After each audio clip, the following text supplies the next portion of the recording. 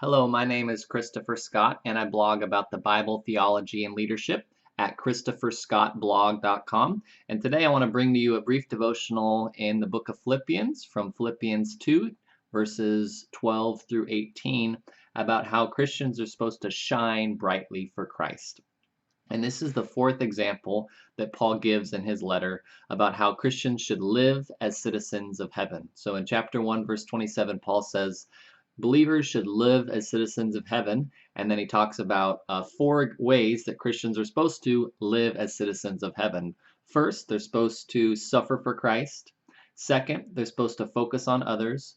Third, they're supposed to have the same attitude that Christ had. And then fourth, here we're going to look at how Christians are supposed to shine brightly for Christ among a dark world and universe. So let's read the passage here. I'm going to be reading from the New Living Translation, chapter 2, verses 12 through 18. Paul writes, "Dear friends, you always followed my instructions when I was with you, and now that I am away, it is even more important. Work hard to show the results of your salvation, obeying God with deep reverence and fear, for God is working in you, giving you the desire and power to do what pleases Him. Do everything without complaining and arguing, so that no one can criticize you. Live clean, innocent lives as children of God, shining like bright lights in a world full of crooked and perverse people.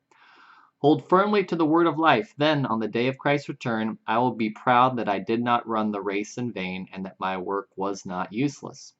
But I will rejoice even if I lose my life, pouring it out like a liquid offering to God, just like your faithful service is an offering to God, and I want all of you to share that joy. Yes, you should rejoice, and I will share your joy." That's God's word, Philippians chapter 2, verses 12 through 18. So in this passage, Paul is talking about how among all the crooked and perverse people in the world, which there are many, that Christians are supposed to shine brightly, that people should look at our lives and see that something is different. So why would we want to shine brightly for Christ? There's four reasons I believe we should shine brightly for Christ as Christians. First, it's what we're supposed to do as Christians, right? It's what the Bible tells us. Second, it helps us provide a compelling witness to God, right? That people see our lives and they say, hey, something's a little bit different with him or her. Third, it's how we were originally designed. We were originally designed to live clean and obedient lives, not crooked or perverse like the text says here.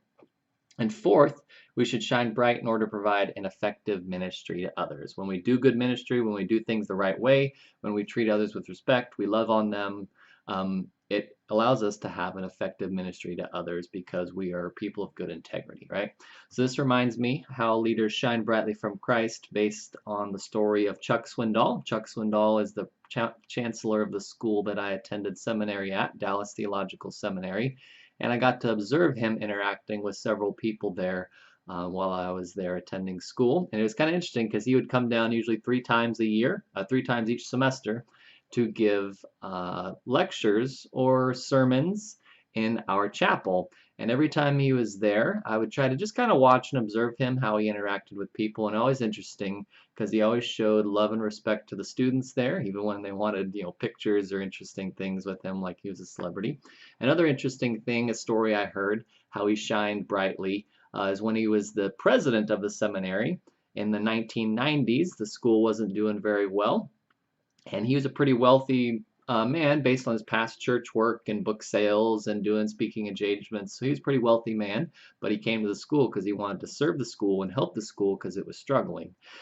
So one of the faculty had told me a story about how the faculty hadn't received a raise in several years and they hadn't gotten a Christmas bonus in several years because the school was struggling.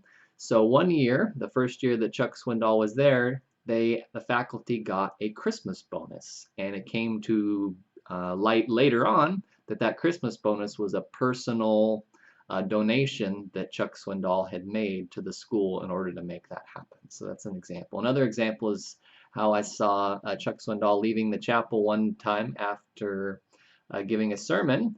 And there's a lot of people there, maybe 500 people at the chapel each time, but there always was the same couple people that always did sound and visual stuff for the chapel service. And as he was exiting the building, I noticed he said hello to both the sound guys and told them thank you for their work. Because I'm sure he works with them for slides or technical stuff. But it was just kind of interesting that this big old famous pastor knows the two part-time staff people that work there doing slides. So, as Paul says here, that we are supposed to shine brightly for Christ in our lives among this crooked and perverse generation that we live in. And I hope that's something you can do in your life as a Christian living, whether you work at a church or a business or nonprofit. Hopefully, you can shine brightly for Christ there. If you want to find out more on this passage, you can visit my blog. I'll put a little link in the description down below where you can find kind of a phrase by phrase exposition and commentary on this passage if you want to learn more.